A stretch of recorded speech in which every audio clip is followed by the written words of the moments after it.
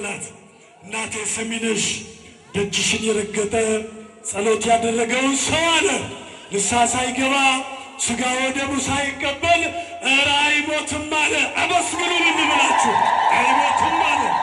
ሌላው ደጅሽን የረገጠ ታምርሽን የሰማ ሰምቶ ያሰማው ሰው ወንድ 40 ቀን ሕፃን ሴት 80 ቀን ሕፃን ሐዋርያ ያደርግልሻለሁ አለ። አመስግኑት።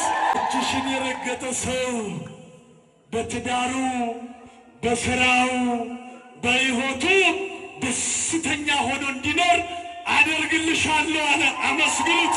አደርግልሻለሁ አለ።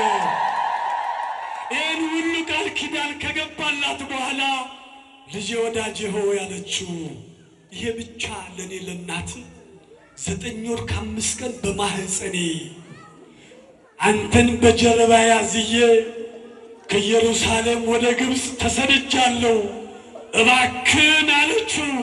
እናቴ አላት ደጅሽን የረገጠ ጸሎት ያደረገ ኪዳን ያደረሰ ቅዳሴ ያስቀደሰ ሥጋ ወደሙ የተቀበለ ልጁን ክርስትና ያስነሳ ጋብቻውን እዚህ የፈጸመ ሰሚነሽ ብሎ በስምሽ ጧፍና ዕጣን የላከውን አለ አይወቀስም አይከሰስም ገነት አስገባልሻለሁ አለ። እንግዲህ አመስግኑ።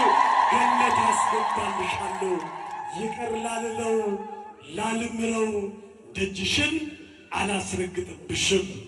ደጅሽን የሚረግጠው ሰው መርጬ ምራጩን ነው የምልክልሽ። ደጅሽን ረግጦ ጸሎት ያደረገ ሰው ካለ ልመናውና ጸሎቱ ቢቆይ 3 ቀን ነው፣ ቢዘገይ ደግሞ 7 ቀን ነው አለ። አመስግኑ ተባካችሁ።